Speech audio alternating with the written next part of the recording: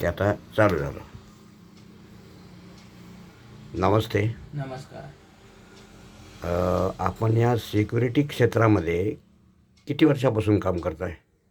2008 पासून ते आजपर्यंत असं एकाही सिक्युरिटी फॅसिलिटीज मिळाली नाही हक्काची. असं ना. हो. आणि पगाराची काय अवस्था?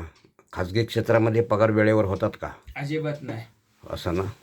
एक जण आणि तर 1 महिन्याचा पगार 4थ्या महिन्यात देतो. अरे बापरे. मग यावर काही उपाययोजना? उपाययोजना काहीच नाहीत. हां. त्यांनी जे सिस्टम बनवली सिक्युरिटी बारामतीतल्या जेवढे जेवढे कॉन्ट्रॅक्टदार आहेत हां. आणि ज्यांनी सिक्युरिटीची एक संघटना बनवली त्यांनीच ठरवलेलं की ह्या लोकांना पगार द्यायचा किती. अच्छा. 12 दे, मी 12 देतो, 1 रुपयावर जास्त देऊ नका. अच्छा, म्हणजे त्या सिक्युरिटी चालवणाऱ्यांनी जे ठेकेदार मंडळी आहेत त्यांनी युनिटी बनवून तुमच्यावर थोडक्यात आर्थिक अन्याय सुरू करायचं त्यांनी कार्यक्रम अन्याय, केलेला. शोषण. हां.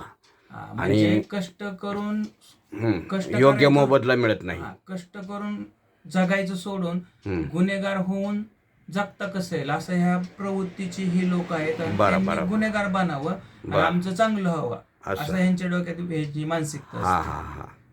म्हणजे एकंदरीत विचार केला तर आज देशाची आर्थिक स्थिती किंवा आर्थिक स्थिती अशी आहे की मोठा आहे तो मोठाच होतोय आणि जे सामान्य लोक आहेत, गरीब लोक आहेत, त्यांची मात्र पिळवणूक होऊन ते आहे त्याच ठिकाणी राहत आहेत.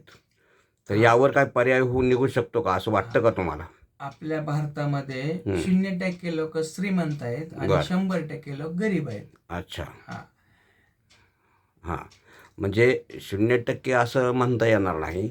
काही अंशी लोक श्रीमंत आहेत आणि अतिगर्भ श्रीमंत आहेत आणि मात्र काही टक्के लोक म्हणजे थोडक्यात 80%च्या आसपास तरी सामान्य आणि मध्यमवर्ग हा त्यामध्ये येतो आणि हा एकदम पिळवटून निघालेला समाज आहे आणि खचलेला समाज आहे. यांना आर्थिक परिस्थितीमध्ये कुठंही वाव नाही असं म्हणावं लागेल.